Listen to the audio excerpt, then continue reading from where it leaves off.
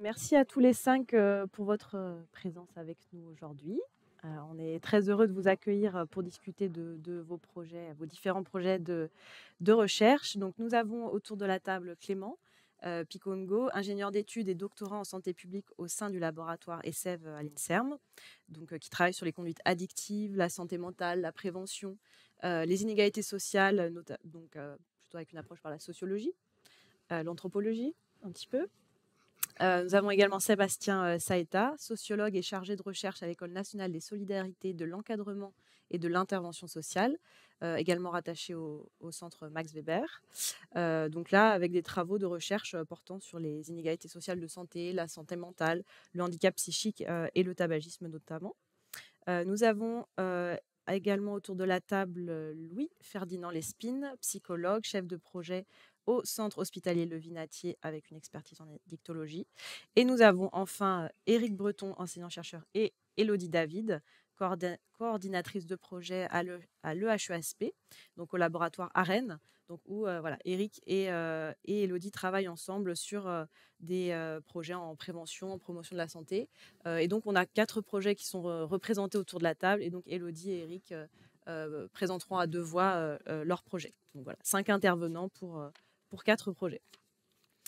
Donc, quelques précisions concernant l'organisation de cette table ronde. Donc, on va aborder plusieurs grands champs thématiques sous forme voilà, de discussion, de débat. Mais on va quand même laisser à chaque intervenant et intervenante la possibilité de présenter de manière un petit peu plus formalisée son projet de recherche. Et on aura ensuite, comme ça a été le cas pour toute la journée, un temps de questions avec le public en présentiel et aussi en distanciel. Donc, pour les personnes qui sont en distanciel, je vous invite à indiquer à qui s'adresse votre question dans le chat, puisque là, on a plusieurs intervenants, ou à nous indiquer si elle s'adresse à tous et toutes à la fois. Donc peut-être, avant de commencer, quelques mots de contexte sur cette table ronde. Donc on a souhaité avoir ce temps dédié sur cette thématique de la question de l'entourage des jeunes vis-à-vis de la consommation de substances, parce qu'elle nous paraissait particulièrement intéressante à plusieurs titres. Déjà parce que les facteurs de protection des consommations, les facteurs de risque aussi des consommations, on sait qu'ils se jouent bien sûr au niveau des individus, elles se jouent aussi au niveau du contexte social, mais entre ces 2 strates, on a cet environnement social proche qu'on peut appeler l'entourage, qui peut jouer un rôle qu'on a vu qui peut être ambivalent concernant l'entrée, la sortie dans l'addiction. Donc tous les projets que vous portez les uns et les autres et qui sont donc soutenus par l'INCa et l'IRESP traitent de cette question de l'entourage. L'entourage prend une place notable dans vos projets. Voilà, vous avez choisi d'inclure la sphère familiale, le cadre scolaire, ou alors d'autres personnes qui vivent en compagnie du jeune aussi ou qu'il fréquente régulièrement, comme par exemple les acteurs éducatifs et socioculturels ou encore les professionnels de santé, pour Sébastien notamment. Donc voilà, donc plein d'éléments. Donc je souhaitais qu'on commence cette table ronde avec une question assez générale, assez classique, pour clarifier de quoi on va parler lorsqu'on évoque cette question de l'entourage des jeunes. Donc voilà, déjà, est-ce que vous pouvez nous dire chacune, comment est-ce que vous définissez cette notion de l'entourage? Qu'est-ce qu'elle recouvre?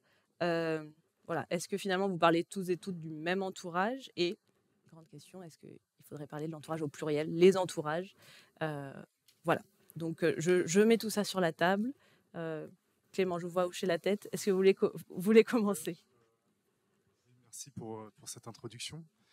Donc oui, effectivement, je pense qu'on peut parler des entourages, sachant que comme on peut parler des jeunesses, finalement, C'est vrai. voilà, il y a des jeunesses qui grandissent dans des quartiers plus précarisés que d'autres, avec des logements plus ou moins grands, la possibilité voilà, d'inviter des copains à la maison ou pas.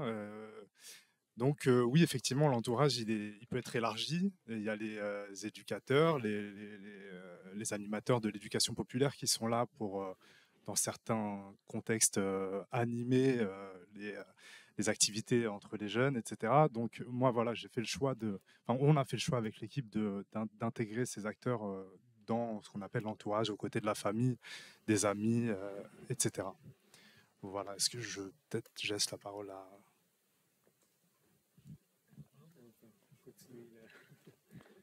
Allez, Sébastien.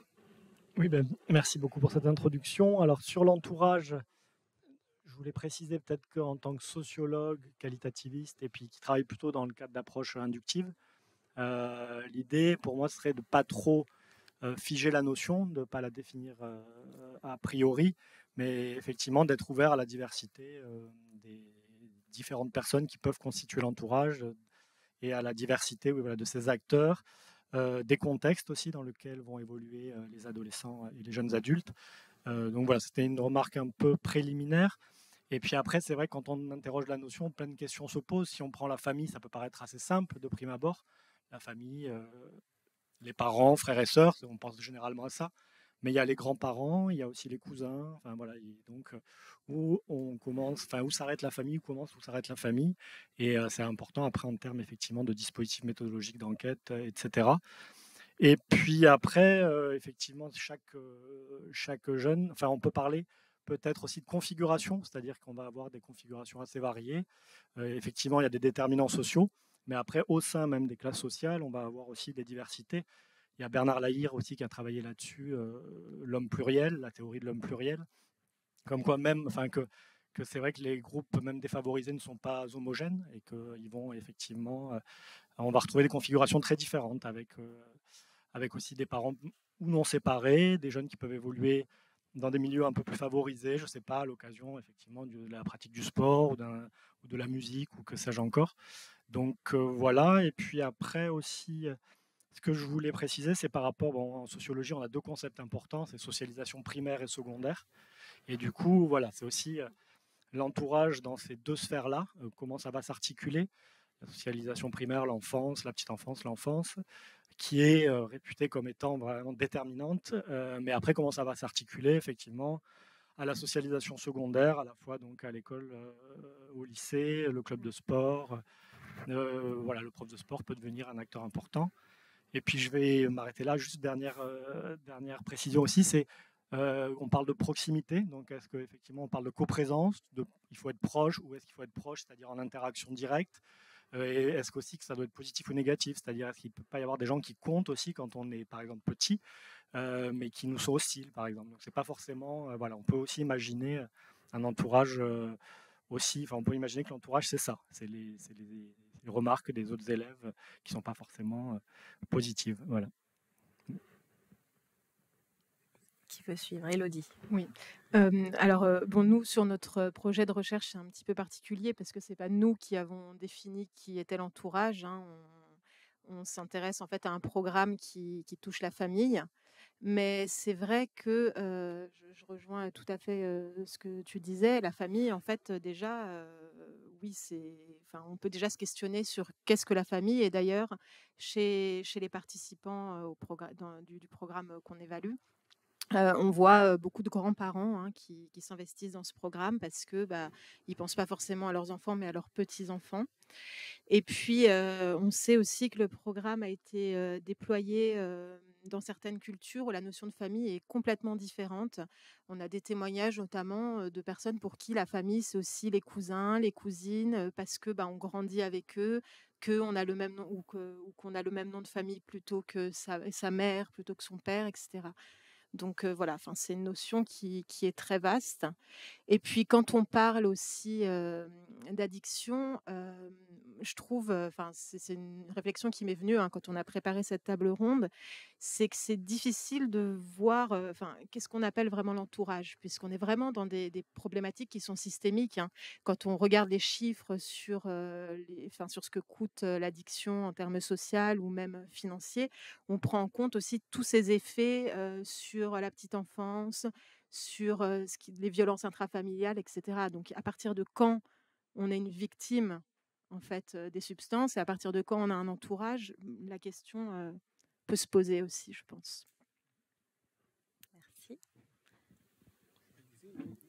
Allez, Bien. Louis, Vous on fait le m'entendez? tour. Ouais, c'est bon.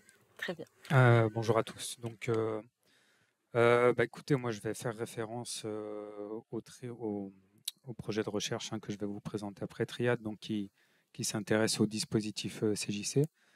Et effectivement, donc, ce dispositif CJC, il est évidemment destiné aux jeunes, mais aussi à l'entourage. Et on pense tout de suite aux familles. Et effectivement, beaucoup de familles viennent consulter dans ces dispositifs, mais pas seulement.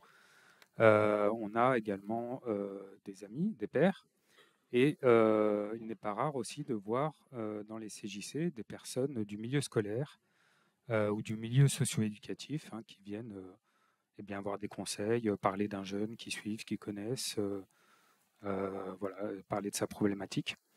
Et quand on pense à l'entourage proche, familial, etc., je pense qu'il faut aussi parler des représentations que l'on a quand on est jeune sur qu'est-ce que la famille et quels sont les besoins auxquels voilà, une famille est censée répondre. Et là, on peut parler aussi des situations de rupture familiale.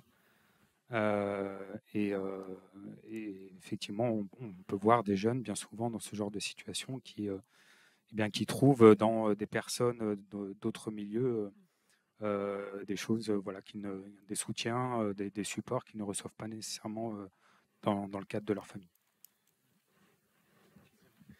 Rapidement, parce que déjà, Élodie a parlé du programme, mais effectivement, un programme capture un ou des entourages. Alors, juste mettre l'accent sur le fait que il y a quand on parle de famille, évidemment, on parle dans le monde occidental, notre vision de la famille, il est très famille nucléaire et tout ça.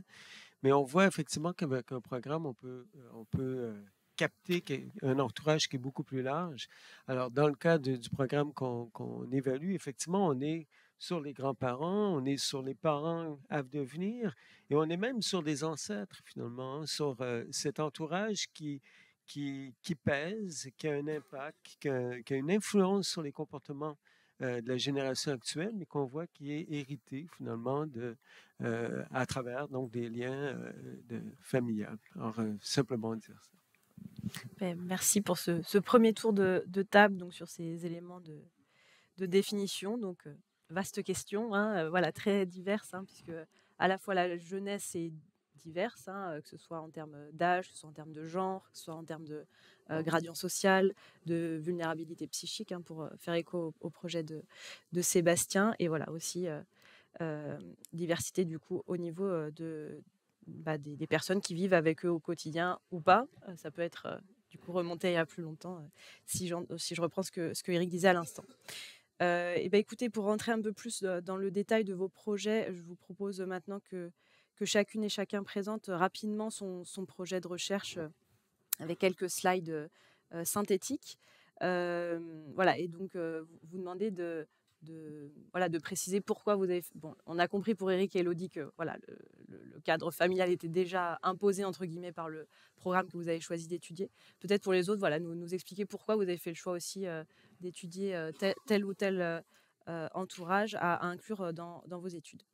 Donc, je vous propose de commencer avec Clément Picongo, donc avec un projet qui porte sur le développement des compétences psychosociales liées à la consommation de produits psychoactifs chez les jeunes. Donc là, voilà, on est sur une population... tabac, pardon. Donc déjà, voilà, spécifique tabac et sur une population quand même très jeune. Oui, donc merci de me laisser la parole pour vous présenter donc, le projet Capacité, donc, qui porte sur la mobilisation des acteurs de l'éducation populaire pour la co-construction d'une intervention de prévention du tabagisme chez les jeunes. Donc, je propose ici de vous présenter donc, brièvement les résultats d'une revue de la littérature qu'on a fait en vous partageant l'état de nos réflexions sur les données recueillies, notamment sur la place de l'entourage donc dans la recherche. Donc, vous l'aurez compris, voilà, comme je vous l'ai dit tout à l'heure, on place les acteurs sociaux culturels dans ce qu'on appelle l'entourage, aux côtés de la famille, des amis, etc. Et donc, quelques éléments de contexte pour commencer, avec l'OMS qui alerte sur l'épidémie mondiale du tabagisme qui cause la mort de plus de 8 millions de personnes par an.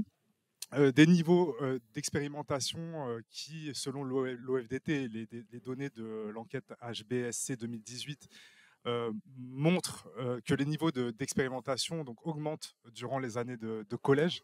Donc entre l'âge de 11 et 15 ans, on a une augmentation qui est très forte, c'est-à-dire qu'on passe de 4,1% d'expérimentation à 33% en France, donc entre 11 ans et 15 ans.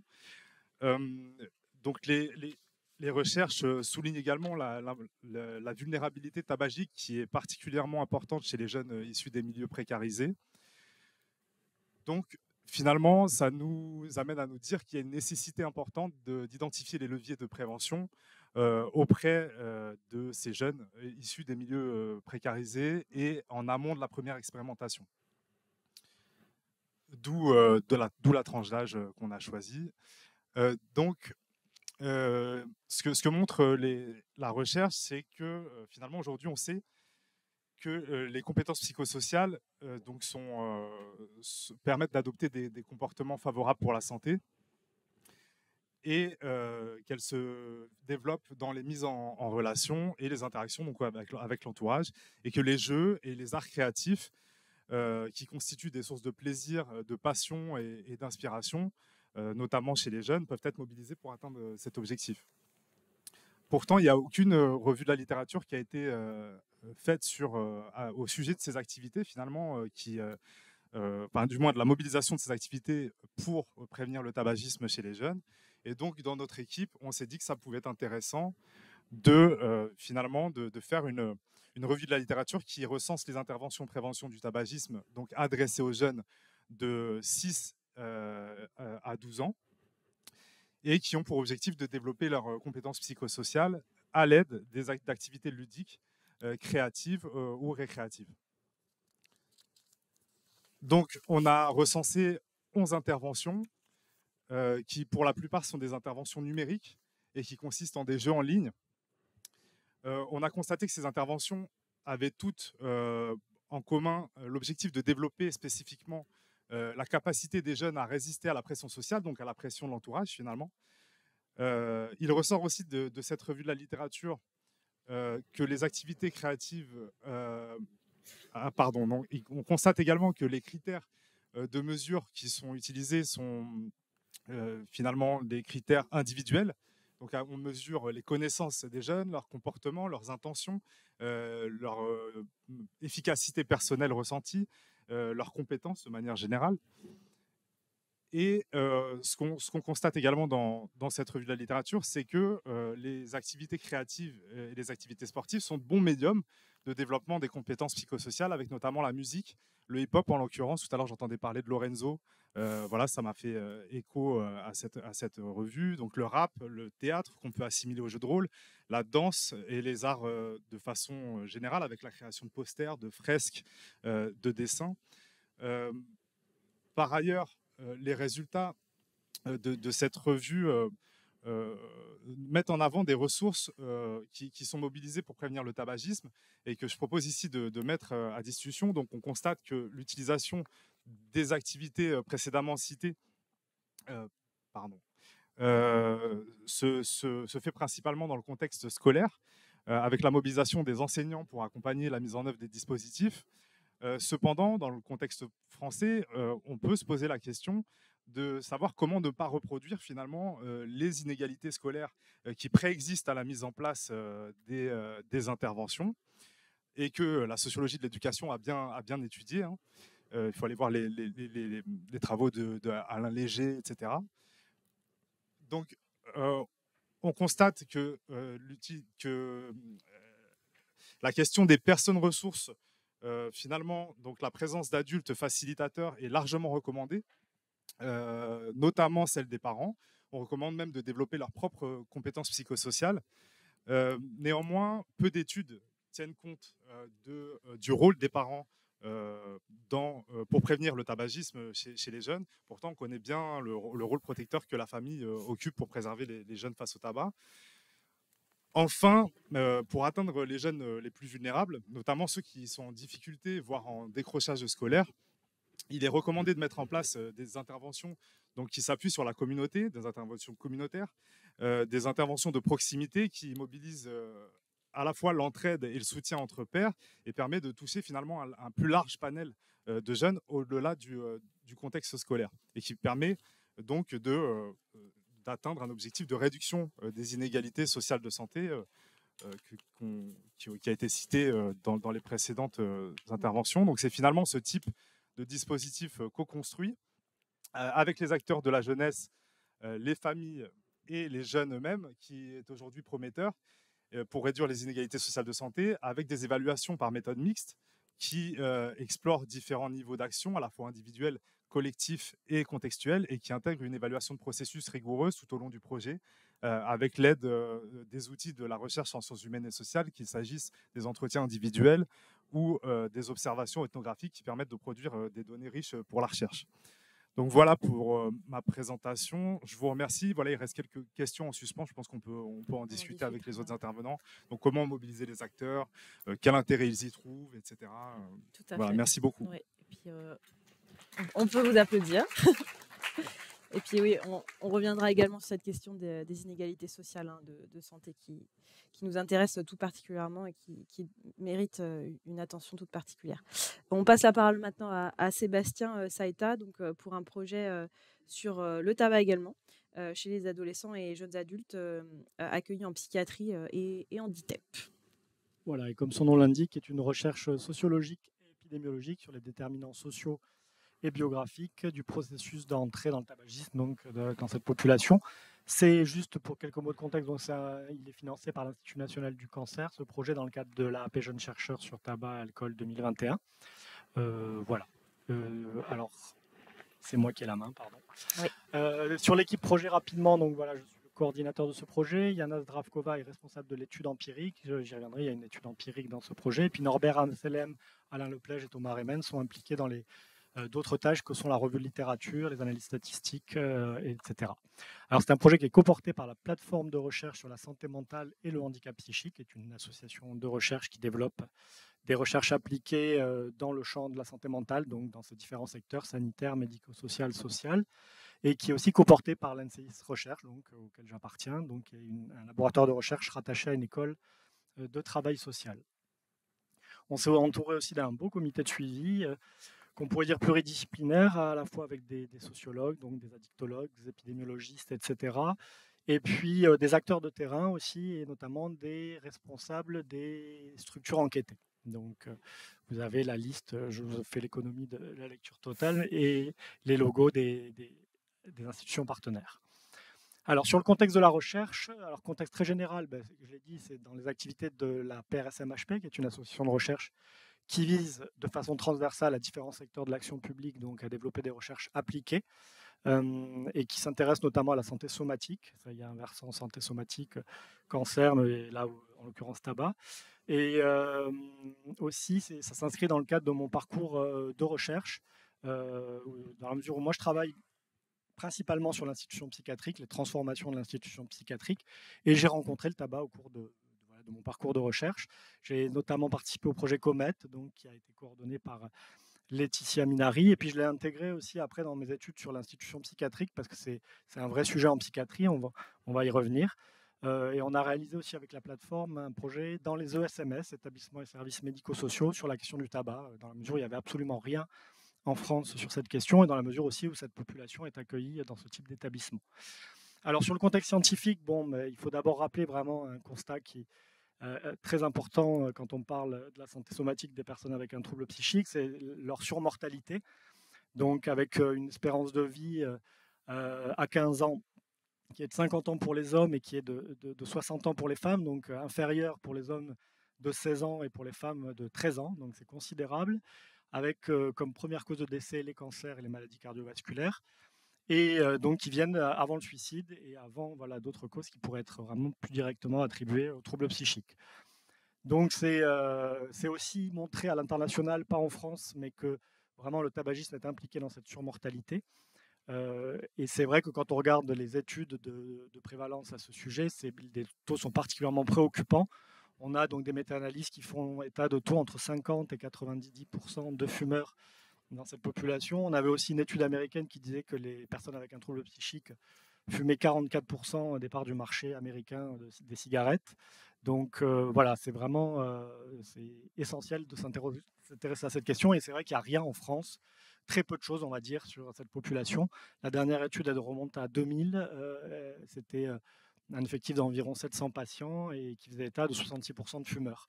Mais depuis, rien, à part des études très locales. Donc il faudrait vraiment une étude de grande ampleur sur le territoire, sur cette population. Ce qu'on sait aussi, c'est que l'initiation au tabac est souvent précoce et se déroule aussi dans les institutions. Ça a été montré donc à l'international. Et que c'était aussi influencé par donc évidemment la famille et les pères, comme toutes les autres populations. Il n'y avait pas de raison. Et donc l'enjeu, c'est de voir peut-être comment s'articule tout ça. Donc comme je l'ai dit, aucune donnée sur ce sujet en France, sur les troubles psychiques globalement, sur les adolescents évidemment encore moins. Et puis globalement aussi, on l'a remarqué, peu de données qualitatives à l'international sur le processus d'entrée dans le tabagisme et sur les circonstances de l'initiation. Notamment peu d'études qualitatives. On a beaucoup en fait d'études quantitatives qui montrent qu'il y a un lien entre par exemple l'institution et troubles psychiques et adolescence. Mais on ne sait pas pourquoi. Qu'est-ce qui fait effectivement qu'ils fument plus dans ces institutions? Est-ce qu'il y a un accès facilité au tabac?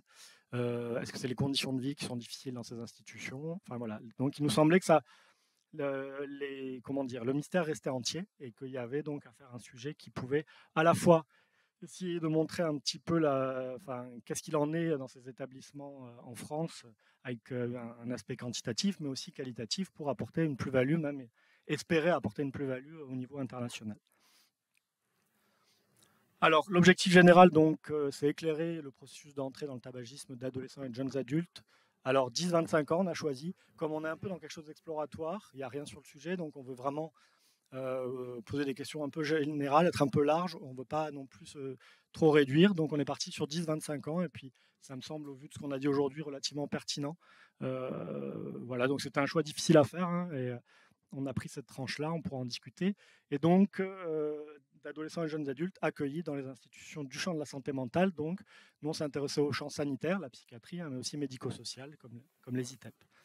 Donc, sur les hypothèses, bon, là le premier paquet, c'est plutôt mon parti pris théorique, mais c'est que les déterminants sociaux vont être déterminants, mais aussi biographiques, hein, avec vraiment une dimension de processus, voilà, qui nous est chère en sociologie, en sciences humaines et sociales, avec l'idée de regarder le parcours personnel et puis aussi le parcours de soins. Et puis aussi l'hypothèse qu'on a fait, c'est que l'institution, effectivement, on l'a dit à plusieurs reprises aujourd'hui, pouvait avoir un rôle positif ou négatif. Ce qui a souvent été montré, c'est que l'hôpital psychiatrique pouvait avoir un rôle négatif, des effets délétères. Mais ce qu'on avait constaté dans le contrat d'amorçage là, sur le tabac dans les ESMS, c'est qu'il pouvait aussi avoir un effet protecteur. On avait vraiment un exemple d'établissement où l'ensemble des résidents avaient arrêté de fumer toutes et tous ensemble, avec un effet de groupe, un effet d'entraînement, etc. Donc on avait vraiment aperçu l'effet protecteur de l'institution. Et puis ça, c'est vrai que ça nous amène à resituer tout ça dans un débat plus général qu'avait soulevé la rapporteuse spéciale de l'ONU quand elle était venue visiter en France les établissements médico-sociaux et qui avait dit il faut que vous fermiez ces établissements résidentiels qui sont des lieux de ségrégation, des lieux de privation des libertés, etc. Et donc, nous, on se dit que c'est intéressant d'interroger aussi l'institution dans son aspect protecteur, mais effectivement dans ses effets aussi délétères, hein, parce que c'est ça que dit principalement la rapporteuse, hein, c'est que ces institutions ont des effets délétères, et notamment sur le tabac. Alors, il me reste combien de temps ? On conclut. Bon, je vais aller très vite. De toute façon, c'était 3 tâches. Enquête exploratoire avec un mini questionnaire auprès des directions et des entretiens exploratoires dans les établissements sanitaires et médico-sociaux. Une tâche documentaire, donc revue littérature internationale sur le tabagisme des adolescents et jeunes adultes avec un trouble psychique. Donc c'est en cours de publication. Et puis une tâche empirique, donc une étude empirique dans les établissements services sanitaires médico-sociaux. Donc voilà, il y avait les objectifs, un objectif très général et puis un objectif qui était propre à chaque bras, hein, quantitatif, qualitatif. On a voulu vraiment s'appuyer sur une méthodologie mixte en vraiment faisant dialoguer les questions du guide d'entretien avec les questions du questionnaire pour vraiment éclairer les deux, expliquer et puis objectiver. Et voilà, donc on a développé aussi la recherche donc, dans des dispositifs d'instituts thérapeutiques, éducatifs et pédagogiques, les DITEP, et dans des cliniques de la Fondation Santé des étudiants de France. C'était nos 2 principaux terrains. Il devait y avoir la psychiatrie, on pourra y revenir le temps des questions. On n'a pas pu, j'expliquerai pourquoi. Voilà, et puis je détaillais la méthodologie, voilà, très brièvement. Donc classique, passation de questionnaire dans le bras quantitatif, bras qualitatif, entretien, et puis entretien collectif avec les professionnels et individuel avec les personnes concernées. Et puis, état d'avancement, voilà, enquête exploratoire, elle est terminée, on est en train d'analyser. Page documentaire, elle est aussi terminée, elle est en cours de publication. Et l'étude empirique, on y reviendra pendant les questions parce qu'on a des difficultés. On a dû faire le deuil de certaines choses, mais on a quand même des succès aussi. Donc voilà, je laisse le suspense. Merci pour ce suspense. Je vous en prie, Sébastien. Merci pour ces éléments. On va passer à Louis et on terminera avec Élodie et Eric. Donc, Louis, donc toi, tu travailles sur le projet Triade, pardon, excuse-moi. Donc, sur les consultations aux jeunes consommateurs. Ouais. Triade. Alors, le projet Triade. Je dois vous avouer que j'entreprends un exercice délicat, compte tenu de la douleur avec laquelle le projet a été mis en place. On a assisté à une superbe partie de ping-pong avec le CPP et la CNIL. L'étude a démarré. Elle démarre difficilement. On a très peu d'inclusion. Donc voilà, je vais essayer de... Ouais. Je vais faire la présentation en souriant et voilà, tout en disant des choses. Alors, je plaisante. Ok, Triade, pourtant, c'est un projet important parce qu'il vise à finalement évaluer un dispositif qui existe depuis un petit moment maintenant. Voilà, c'est un projet donc coporté par professeur Benjamin Roland et docteur Julia Asbart de Lyon, en partenariat avec l'OFDT, Fédération Addiction France, et financé par l'IRESP. Donc les CJC, les consultations jeunes consommateurs, donc c'est un dispositif, comme je le disais, qui a été mis en place par l'État il y a près de 20 ans et qui, à l'époque, devait répondre à la problématique de l'augmentation de l'usage du cannabis dans les années 90-2000. Ce qu'on sait en termes d'activité dans les CJC, du profil du public reçu, etc., nous vient essentiellement des travaux de l'OFDT. Qui a donc publié des rapports réguliers. Je ne vais pas vous donner tout un tas de chiffres, je vais quand même vous en donner certains, mais je vais pas trop en donner. En 2014, c'était 30 000 consultants en CJC. Les 3 quarts, on va dire, des jeunes, des usagers, donc 12-25 ans typiquement. Un quart donc pour les familles ou membres de l'entourage. Les CJCL se caractérisent par une hétérogénéité assez importante en termes de modalités de pratique, de fonctionnement. Elles n'ont pas toutes les mêmes ressources, en termes de type d'intervenants aussi. Il n'y a pas vraiment de profil type. Si vraiment on devait en définir un, ce serait un homme orienté par la justice pour des problèmes cannabis. Mais là encore, on retrouve tout un tas de profils différents. Ce qu'il y a de sûr, c'est qu'il semblerait qu'on ait une augmentation ces dernières années de consultations d'orientation par les familles pour un public plus jeune, pour des problématiques de jeux vidéo ou de smartphones. Voilà. Donc voilà un petit peu pour l'état des lieux. Et comme je le disais, ce qui nous manque finalement maintenant, c'est d'avoir des données de nature longitudinale et en savoir plus sur le devenir de ces jeunes et leur trajectoire. L'objectif principal, il est donc d'évaluer, d'étudier l'évolution des besoins en accompagnement des usagers qui viennent consulter ces structures. Donc l'étude Triade, elle a été lancée à partir de septembre 2022 dans 16 CJC, 16 structures initiales donc, qui participent aux démarches de l'étude. D'autres CJC vont rejoindre l'aventure cette année. Voilà, on aimerait arriver à un panel de 50 CJC idéalement représentative sur un certain nombre de critères, région, etc., pour l'automne prochain.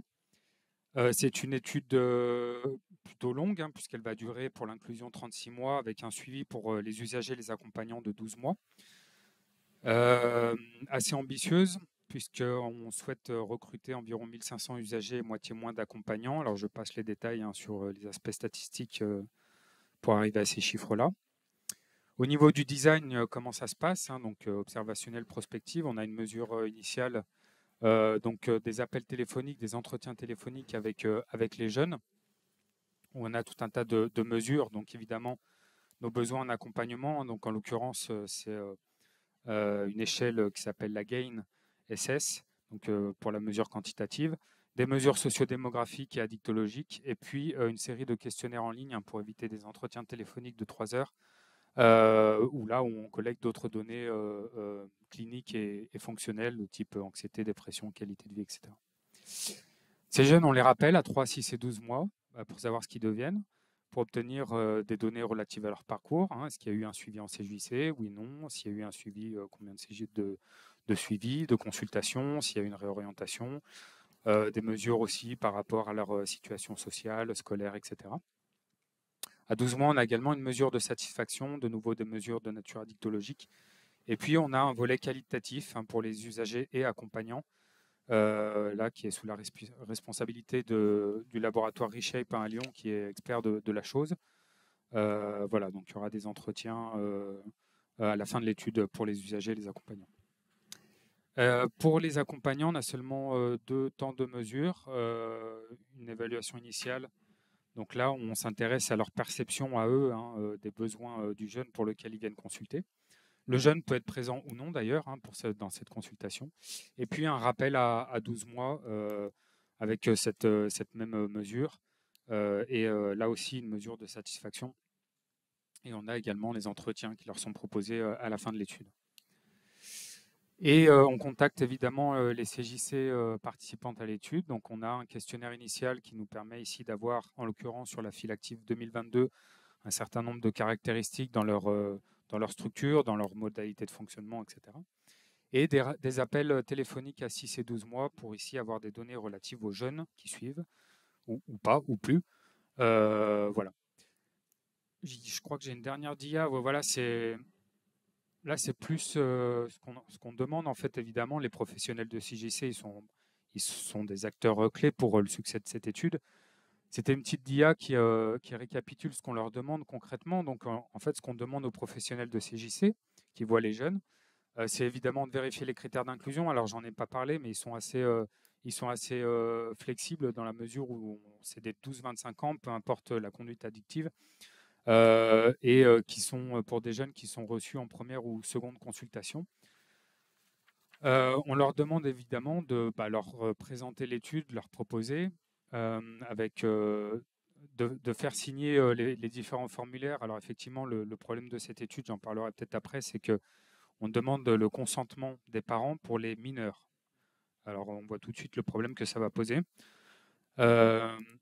S'il y a accord de participation, s'il y a un refus plutôt d'accord de participation, ici on a un registre d'usagers éligibles non inclus avec différentes informations, ce qui va nous permettre de savoir au final si notre échantillon final est représentatif des usagers qui étaient éligibles pour cette étude. Je pense que le motif refus de participation, parce que je ne veux pas que mes parents sachent que, je pense qu'il sera fortement présent. S'il y a accord de participation, là, on demande aux professionnels de nous transférer les coordonnées des jeunes ou des accompagnants, et alors c'est nous qui prenons le relais pour les entretiens téléphoniques et pour la suite. Voilà pour l'étude triade. Merci. Désolée que c'est soulevé des choses douloureuses pour vous. On va pouvoir parler chacun de vos difficultés. Voilà, on ne va pas ouvrir un cercle de parole non plus, mais voilà. Je vous en prie, Elodie, pour le dernier projet, donc là où on aura un focus sur la famille, avec le projet Paterne. C'est bon, vous pouvez y aller. Oui, donc moi je vais vous présenter donc le projet Paterne, qui est un projet de recherche interventionnelle qui est mené en collaboration donc, entre le HESP et Addiction France, et qui a pour objectif d'évaluer le programme Une affaire de famille, donc déployé par Addiction France. Donc c'est un programme de prévention de la transmission intergénérationnelle des addictions qui a été créé dans les années 90 au Québec par Lynn Caron, et qui en fait part du postulat que quand on a grandi dans une famille avec des difficultés de fonctionnement, on est un petit peu coincé en fait dans un schéma de répétition. Et on va donc réappliquer ce schéma et puis provoquer toujours les mêmes causes et les mêmes effets, ce qui va de génération en génération. Et du coup, dans le cadre de ce programme, on va déjà faire prendre conscience aux participants de cette reproduction générationnelle, et puis ensuite les faire travailler, leur donner des outils pour qu'ils soient capables de sortir en fait d'un fonctionnement automatique et qu'ils recommencent à se poser des questions et qu'ils puissent changer certains comportements ou certaines choses, en fait, revoir leur parcours de façon différente. On est dans une approche systémique, c'est-à-dire qu'on va considérer que si on change un individu de la famille, ça va avoir un impact sur la famille entière, ce qui fait que le programme est ouvert à tout adulte issu de familles en difficulté de fonctionnement. C'est un programme qui a d'abord été créé pour les addictions, puis on s'est vite rendu compte que ça répondait à plein d'autres problématiques, puisque on travaille sur un facteur de protection individuelle, la famille qui protège de plein d'autres choses. Et puis, les professionnels de terrain le disent bien, dès qu'on est dans des problématiques de violence ou d'anxiété, etc., en général, l'addiction n'est jamais loin. L'objectif d'Addiction France, c'était bien entendu de le déployer à plus large échelle, d'où l'idée de cette évaluation, parce qu'il y avait de forts éléments qui montraient qu'il y avait quelque chose d'intéressant dans ce programme, notamment une grande satisfaction à la fois des bénéficiaires du programme, mais aussi des professionnels qui le mettent en œuvre. On avait aussi des témoignages d'impact tangible rapportés par des participants et qui liaient directement ces changements à leur participation au programme. Et puis, une cohérence sur le programme entre les leviers qu'on y active et puis les déterminants sur lesquels on voulait jouer. C'est là donc nous qu'on est entré en scène, où il a fallu qu'on élabore une stratégie d'évaluation, puisque là on est clairement sur un programme qui déjà était vivant sur le terrain. Il a fallu s'adapter.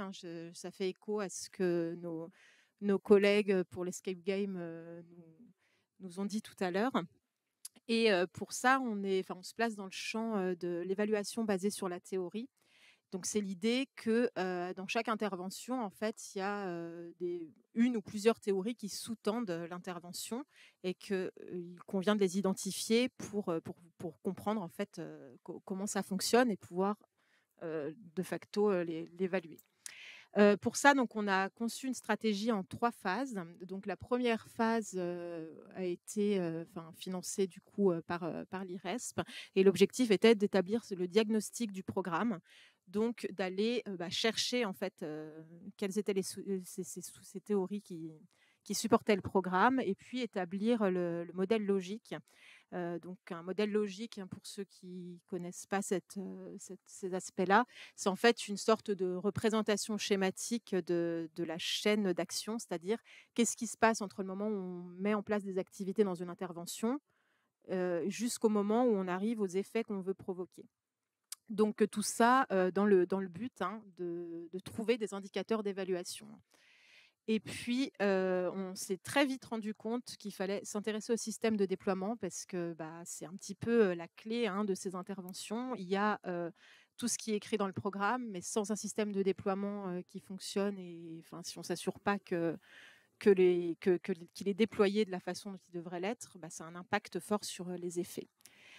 Donc cette première phase est maintenant terminée. On est passé dans la seconde phase où justement on est en train de tester nos indicateurs d'évaluation et puis des nouveaux outils pour suivre ce qui se passe dans le programme. Avec un pré-poste, puisqu'on s'est très vite rendu compte aussi que c'était compliqué de mettre en place un essai contrôlé randomisé dans des conditions réelles et puis avec une population tout venant aussi, où on a des critères d'inclusion qui sont difficiles à déterminer. Et je vais pas revenir là-dessus parce qu'on nous a demandé d'être bref, c'est juste d'être synthétique.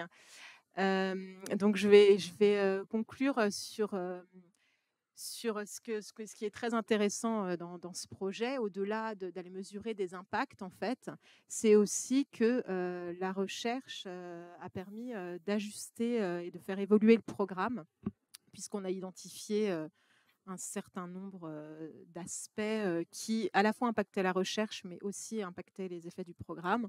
Donc, le projet a permis notamment d'adapter les stratégies de mobilisation des participants pour être sûr qu'on réduisait les inégalités sociales de santé, là encore, et qu'on ne les accentuait pas. Ça a entraîné aussi tout un processus de structuration de la formation des animateurs pour assurer la pérennité du programme. Et puis voilà, mutualisation des ressources, enfin plein de choses. On a finalement très peu touché au programme en lui-même, mais tout ce qui va autour a été très important. Voilà, je vais laisser le temps pour qu'on puisse débattre. Merci Élodie. Je pense qu'on peut applaudir tous nos intervenants. Bravo pour ces beaux projets. Donc, dans le temps qui nous reste pour aborder, voilà, il y aurait beaucoup de choses à aborder. Peut-être commencer avec les difficultés méthodologiques éventuelles ou les succès d'ailleurs. On peut parler des difficultés, ça peut être utile pour tous, mais aussi des succès. Voilà, quand on souhaite étudier cette population de l'entourage, donc on l'a bien compris, qui est multiple et diverse, hein, ça peut être la famille, ça peut être les éducateurs, ça peut être les proches, enfin les pairs. Comment est-ce qu'on les atteint? Voilà, en termes de méthodologie, vous avez commencé à aborder ces éléments. Comment est-ce qu'on va chercher les familles? Comment on va chercher les éducateurs? Comment on les atteint? Comment on arrive à les inclure dans ces projets? Est-ce que ça a été facile? Est-ce que vous avez eu des difficultés particulières? Voilà. Est-ce que vous pouvez nous dire quelques éléments là-dessus?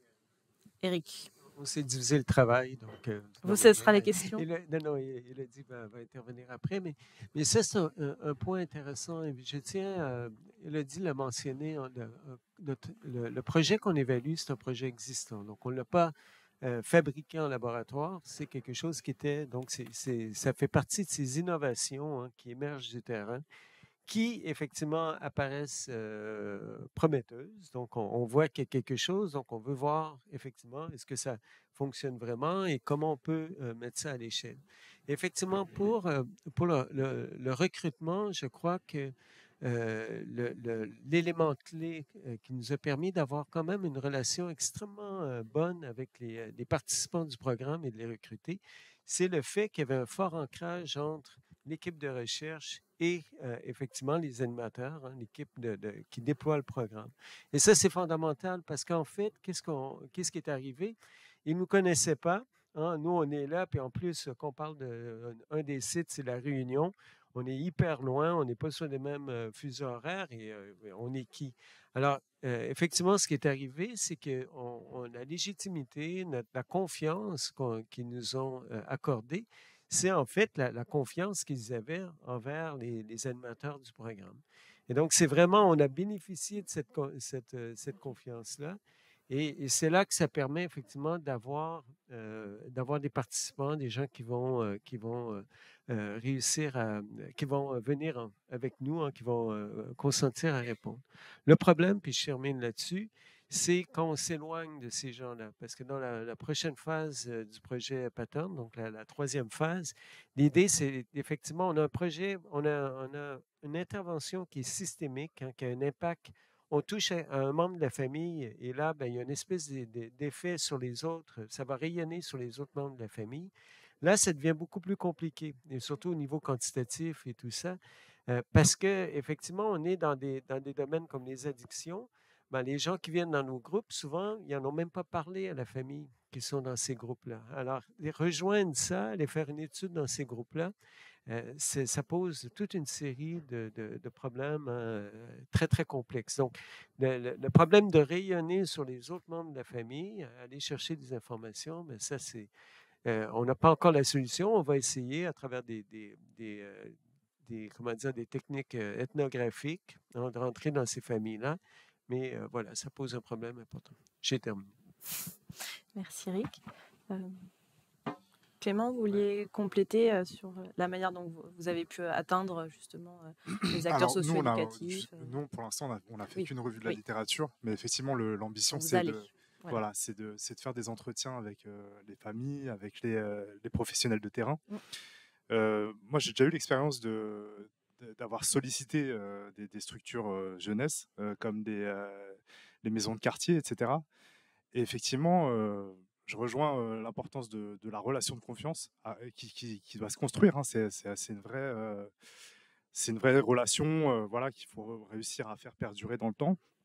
Et, et je pense qu'on peut construire ce type de relation quand chacun sait ce qu'il a à gagner en fait dans cette relation aussi.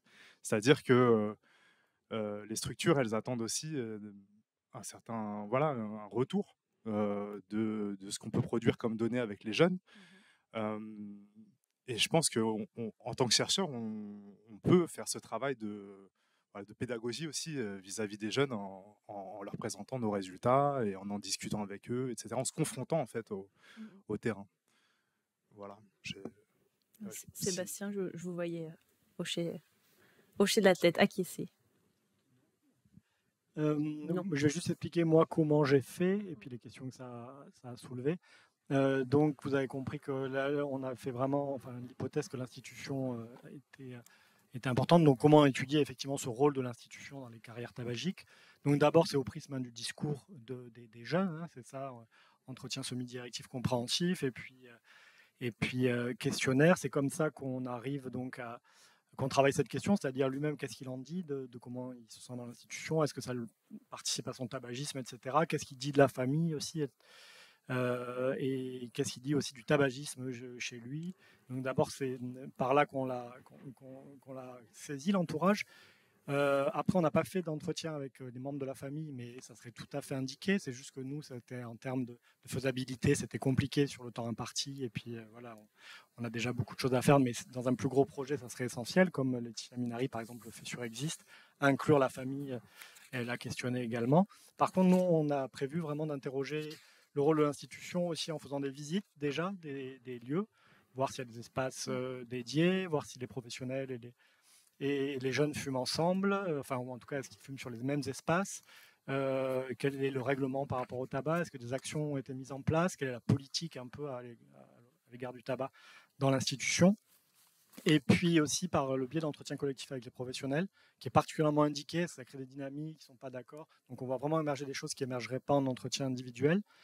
Et puis peut-être aussi troisième un peu méthode pour les institutions, c'est qu'on s'intéresse aussi, tout ce qui est prise de contact, comment ils réagissent à l'enquête, déjà on le documente beaucoup, parce qu'en fait c'est vraiment précieux pour comprendre un peu la position de l'institution par rapport au tabac. Il y en a qui vont dire que ce n'est pas une priorité, etc. D'autres dire c'est super intéressant. Donc déjà on voit que dans cette institution se joue quelque chose, quoi. Donc c'est vrai que ce qui apparaît comme un préalable dans beaucoup d'études, nous on en a fait vraiment un objet d'étude. On documente beaucoup ça, et notamment dans la mesure où on a des difficultés. Donc on y reviendra après dans la seconde partie, mais voilà. Oui, tu voulais ajouter quelque chose ? Non, c'est-à-dire que nous, on n'a pas trop de recul encore par rapport au recrutement. C'est sûr que là, on s'embarque dans un truc délicat parce que souvent, en CJC, souvent, ce sont des jeunes qui sont beaucoup dans des situations compliquées. La CJC, ça peut faire peur. Une première consultation, fatalement, arriver dans ce dispositif avec les préoccupations qu'on peut comprendre, les appréhensions, et à la fin, quelqu'un qui nous demande de participer à une étude de 12 mois. Effectivement, on peut comprendre que c'est compliqué pour les professionnels de CJC de proposer un premier rendez-vous, de participer à une étude dans laquelle on demande aux jeunes de s'engager pour 12 mois. Là, évidemment, nous, on laisse toute liberté aux professionnels de CJC de présenter la chose comme ils le souhaitent. Alors nous, on a quand même, pour faciliter un peu la présentation de l'étude, on a fait des flyers. On a aussi on leur a envoyé des posters, etc. Donc le flyer, c'est vraiment justement pour le coup à utiliser par le professionnel de CJC comme support pour présenter l'étude. Le jeune n'est pas obligé de répondre dans l'immédiat, etc. Donc voilà, nous l'étude elle vient de commencer. On a eu les premières inclusions le mois dernier. On est à 4 usagers en accompagnant.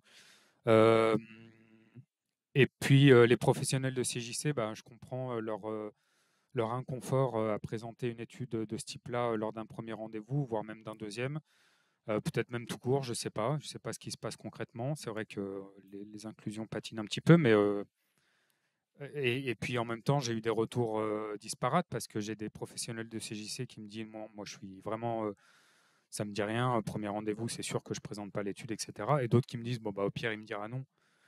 Donc voilà, c'est compliqué d'y voir clair. Là, il y a tous les tempéraments qui s'expriment et les sensibilités qui s'expriment, et on verra bien comment ça évolue. Si je peux me permettre, parce que nous, on a eu exactement les mêmes difficultés, hein, où c'est pareil, les gens entrent dans un programme sur la famille, ils savent déjà pas trop s'ils vont rester ou pas, etc. Donc c'est exactement la même problématique. Et si ça peut te rassurer, nous, ce qui aide beaucoup, en fait, c'est finalement quand on a des animateurs chevronnés et qui font partie de l'étude depuis le tout début, en fait, ils finissent par nous connaître, avoir confiance en nous aussi. Et finalement, je pense que ça les aide à avoir confiance et à proposer plus facilement aux participants. Et effectivement, j'ai plus de participants dans les groupes d'animateurs qui nous suivent depuis le début que dans ceux-là. Donc, il y a de l'espoir. Merci pour cet espoir pour, pour Louis. On va peut-être poursuivre. Alors, je regarde juste l'heure. Peut-être commencer à se diriger vers le temps de questions. Peut-être, voilà, je crois que c'est Jessica Manche ce matin qui parlait du fait que voilà, partager les difficultés qu'on rencontrait, hein, que ce soit en termes de méthodologie ou autre, ça pouvait être utile aux autres chercheurs qui évoluent dans le champ. Donc, est-ce que vous pouvez chacune nous présenter soit un succès, soit un échec, comme vous voulez, selon l'humeur que vous avez rencontré dans ce projet et qui serait intéressant voilà, de partager à tous et toutes quand voilà, on souhaite questionner cette question de l'entourage des jeunes vis-à-vis de la consommation de substances psychoactives. Est-ce que vous avez quelque chose en tête Oui, Eric. Très vite. Je dirais que le succès est lié au système de déploiement du programme. Et une des boîtes noires, hein, nous, notre problème, c'est qu'on a interviewé dans le cadre du premier volet d'études, on était devant finalement des participants qui avaient passé à travers le programme et donc qui étaient satisfaits. Donc, la boîte noire de ce premier volet-là, c'est le fait qu'on n'a pas pu interviewer des gens qui n'avaient pas complété le programme. Et ça, c'est dû au système de déploiement qui finalement perdait la trace de ces gens-là. Donc, il y a vraiment le fait, c'est que pendant des décennies, on doit dire hein, qu'en recherche en santé publique de manière générale, recherche en addiction, on s'est très peu préoccupé justement de ce système de déploiement-là. On s'intéressait, on faisait de l'étude, de la recherche interventionnelle, on regardait, est-ce que ça fait une différence ou pas, mais sans regarder derrière toute l'infrastructure qui était nécessaire. Aujourd'hui, nous, le message qu'on a hein, dans ce rapport qu'on rédige, dans les articles qu'on va écrire, ça va être beaucoup ça. C'est-à-dire à quel point ce système de déploiement-là a une influence énorme, en fait, sur la recherche qui va finalement va se coller à ces systèmes-là. Et entre autres, dans le programme, on recrute des gens, on ne savait pas qui on recrutait. Nous, on faisait face à un programme où on ne collectait aucune information sur les gens qui entraient dans le programme. Ben là, dans la phase 2, on a dit, on veut savoir. Et là, qu'est-ce qu'on a vu? On a vu qu'en fait, c'est un programme où il y avait un fort biais hein, en termes de catégories socio-professionnelles. On voyait très bien qu'il y avait un souci majeur en termes d'équité, hein, d'accès à ce programme-là. Donc, ça, c'est un peu le problème majeur. Hein. C'est lié au système de déploiement. Merci. Clément, peut-être? Oui, alors, il fonctionne. C'est bon. Moi, je vais partir sur le positif plutôt hein, pour donner aux autres chercheurs l'envie d'aller dans le sens de la recherche interventionnelle, etc. Voilà, j'ai eu une expérience intéressante avec des professeurs d'un collège qui, en fait, on a vraiment discuté de l'intérêt de la recherche, etc. Et à partir du moment où ils avaient compris les questions de recherche, etc., mais ça a été évoqué tout à l'heure, notamment par les acteurs de terrain de l'association La Boussole, voilà, qui collabore avec des équipes de recherche. ce lien de compréhension mutuelle, il est super important. Et ça permet de faire de grandes choses en réalité. Enfin, je sais qu'à derrière, on a pu avoir accès voilà, aux élèves de la classe, etc., faire des observations pendant des interventions, etc. Et finalement, voilà, je reviens sur cette notion de confiance qui est essentielle sur voilà, l'importance de la relation de don contre don, finalement, avec les acteurs de terrain. Voilà, je pense que ça peut être très positif et apporter de belles choses. Merci. Je Élodie? vais surenchérir sur ce que dit Clément. Il a fait le négatif, je fais le positif. Pour moi, le gros aspect positif de ce projet Paterne, c'est vraiment ça. C'est vraiment cette collaboration EHESP Addiction France. On ne prétend pas juste que c'est un projet de recherche interventionnelle. On travaille vraiment de façon très, très proche. Et en fait, je pense que voilà, maintenant, il y a peu de décisions qui sont prises au niveau Addiction France sans qu'on en discute avec nous et vice-versa. En fait, c'est vraiment un aller-retour.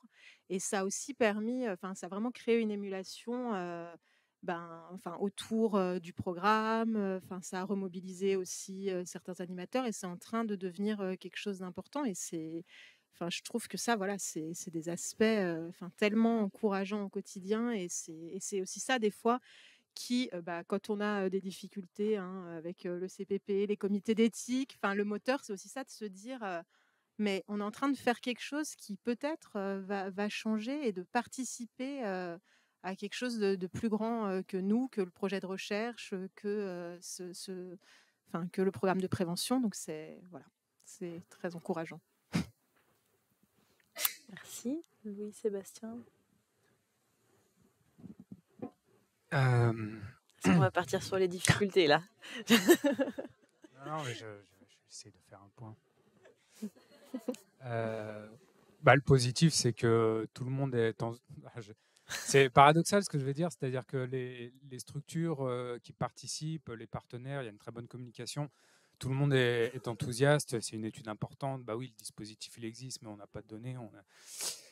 Ça c'est le positif, évidemment. Et si je vais finir sur le positif, en fait, je vous ai dit tout à l'heure qu'on avait eu jusqu'à maintenant en un mois là. 4 inclusions d'usagers et d'un accompagnant et les entretiens se sont très bien passés. On a toutes les données, il n'y a pas de problème, tout le monde est content. Merci. On va finir avec Sébastien. Alors oui, nous, la principale difficulté est liée à l'état de la psychiatrie aujourd'hui et de la pédopsychiatrie. Surtout la pédopsychiatrie, c'est assez dramatique. Ça fait la une ces jours-ci avec un rapport de la Cour des comptes notamment, qui fait état de c'était quoi, plus d'un tiers effectivement de baisse des effectifs en pédopsychiatrie en 10 ans, des pédopsychiatres. Et nous, on le ressent vraiment. Du coup, on avait 3 terrains, on avait les DITEP, les cliniques et puis la psychiatrie. Et puis, il y a un terrain qui nous a donc lâché quand on avait le projet accepté, en nous disant vraiment, on aurait aimé, mais c'est pas possible. C'est des gens qu'on avait contactés en amont qui étaient d'accord avec le projet et qui trouvaient que c'était un projet important, mais on a d'autres priorités. Mais voilà, pour le coup, là, on peut comprendre. C'est difficile de voir comment, ce qui est lié effectivement au fait que le tabac, c'est pas une priorité, mais aussi vraiment, on peut pas quoi. Et donc, on a revu à la baisse en fait un peu notre protocole. On n'a pas réussi non plus à trouver d'autres terrains en psychiatrie. C'était compliqué. Et puis sur les DITEP et les cliniques, c'est pas aussi simple qu'on le pensait. Pareil, ça nous semblait un peu acquis. Des partenariats étaient établis. L'accord était donné à tous les niveaux. Et puis c'est vrai que c'est compliqué. Des services qui ferment en cours de route aussi. Voilà. Donc on fait comme on peut. Et après, je finis par un point positif. On sent aussi que dès qu'on arrive, même si c'est pour une recherche, ça suscite de la réflexivité, des échanges sur un sujet qui finalement est banalisé au quotidien. Beaucoup en psychiatrie, c'est ça le problème quand même. Et du coup, ça permet effectivement de faire en sorte qu'on se repose des questions sur cette thématique. Merci. On va clôturer doucement cette table ronde avec quelques questions dans la salle et aussi en ligne. Je vais commencer avec une qu'on a reçue en ligne. Donc, on repart un peu sur l'aspect définition qu'on abordait au début. Donc, la question est la suivante. On voit qu'il y a une multiplicité des entourages suivant les contextes. Toutefois, je pense que parler d'entourage, c'est prendre en compte des objets inanimés, symboliques, à côté des acteurs. Qu'en pensez-vous? Je reprends les mots. Est-ce que ça vous inspire quelque chose en particulier? En sociologie, oui, Voilà. il y a Bruno Latour qui parlait d'actants, effectivement, et les acteurs et les actants. Et effectivement, enfin, c'est clair, il faut prendre en compte pas seulement les personnes, mais les objets, les ambiances, l'espace. On parlait des espaces fumeurs, non fumeurs. Enfin voilà, il y a effectivement tout un tas de choses qui peut. Alors c'est pour ça que le contexte est peut-être plus adapté qu'entourage quand on veut désigner effectivement ça précisément, il me semble. C'est une très bonne réponse. Merci Clément. Oui. Est-ce qu'il y a des questions? Oui, on a une question juste ici. De Maria. Alors c'est pour Paterne. Alors c'est pas vraiment une question, c'est une question commentaire. En vous écoutant, ça m'a fait penser à une recherche que j'avais faite il y a plusieurs années. C'était à la demande de l'aide sociale à l'enfance de la Seine-Saint-Denis, parce que les travailleurs sociaux revoyaient revenir à l'aide sociale à l'enfance essentiellement des personnes qui elles-mêmes, des enfants de personnes qui elles-mêmes avaient été prises par l'aide sociale à l'enfance. Et du coup, ils avaient l'impression de faire vraiment un mauvais travail. Voilà. Ils disaient, on n'y arrive pas, on rate nos interventions, puisqu'on voit revenir les enfants des parents qu'on avait pris en charge. Et on avait démarré une recherche. On a été voir dans les dossiers, on a retrouvé des coordonnées, on a réussi à retrouver des personnes, et on a vu des personnes qui avaient été prises en charge et qui n'étaient pas revenues. Et ce qui nous a permis de montrer aux travailleurs sociaux que leur travail n'était pas si mauvais que ça, puisqu'on avait retrouvé des personnes qui effectivement étaient dans des familles qui étaient pas du tout dysfonctionnelles, au contraire qui allaient même très bien. Du coup, je me suis dit, bon, on a fait des récits de vie, etc. Et là, j'ai regretté, en vous écoutant, je me suis dit, mais pourquoi est-ce qu'on n'a pas essayé de trouver des déterminants pour savoir pourquoi est-ce que eux, ils ont réussi à s'en sortir. Et du coup, je me demandais, est-ce que vous, finalement, ça pourrait être... Alors, je me demande comment est-ce que vous pourriez recruter les personnes. Mais est-ce que ça pourrait être aussi, finalement, peut-être pour vous, au niveau méthodologique, quelque chose d'intéressant de retrouver des personnes qui, elles-mêmes, n'ont pas été dans la reproduction familiale pour voir comment est-ce qu'elles elles s'en sont sorties. Bon, alors, quand je vous ai dit, vous avez dit, il y a peut-être une personne dans la famille qui fait que les choses changent. Là, je me dis, bon, peut-être c'est le conjoint, le fait d'avoir un conjoint qui était différent, n'avait pas vécu la même situation. Peut-être que ça a aidé. Enfin, bref, ça m'a beaucoup intéressée. Enfin, voilà, c'est à la fois un commentaire et puis une petite question méthodologique. La question des déterminants est importante, hein, et c'est ça le problème. Nous, on part d'un programme existant. Alors, c'est clair que si on était, c'est comme vous, hein, vous êtes passé d'un programme existant, que vous regardez un peu ce qui arrive, c'est clair que quand on part d'un programme qu'on fait de toutes pièces, on va avoir cette analyse, effectivement, sur les déterminants du problème. Effectivement, on est plus du côté sombre toujours de l'histoire. Hein. On dit, ben, c'est quoi les déterminants finalement de ne pas tomber, de ne pas avoir besoin d'être une famille, par exemple, fonctionnelle et tout ça. On a moins ces déterminants-là. Peut-être qu'on a les déterminants de scénarios plutôt sombres et tout ça. Donc, mais ce qu'on a essayé avec le modèle logique, c'est de dire, voici le programme, voici les leviers qu'il active. Et là, ben, à travers ces leviers-là, on était capable on monitorait les transformations. On le fait en rétrospectif. Là, maintenant, on le fait en prospectif. Donc, on va voir comment, effectivement, ces transformations s'établissent. Mais effectivement, il faut... Et là, le problème, c'est le temps. Hein. C'est votre problème, c'est le nôtre, c'est combien de temps, la latence des effets, combien d'années il faut laisser passer pour voir ça. Ben, les économistes arrivent en regardant les dossiers, par exemple, sur l'emploi et tout ça, ils sont capables de voir des choses. Mais tout ce truc qui fait les relations est difficile à identifier. Oui. Oui, en fait, là, on touche plus à la théorie du programme, finalement. Donc, Lynn Caron saurait beaucoup mieux vous répondre que nous-mêmes.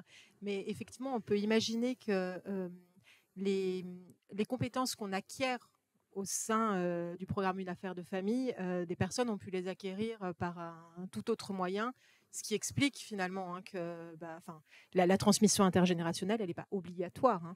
Là, on est plutôt sur une cible de gens qui voient bien que ça perdure. Mais il y a tous ceux qui n'ont pas besoin de ce programme, et tant mieux.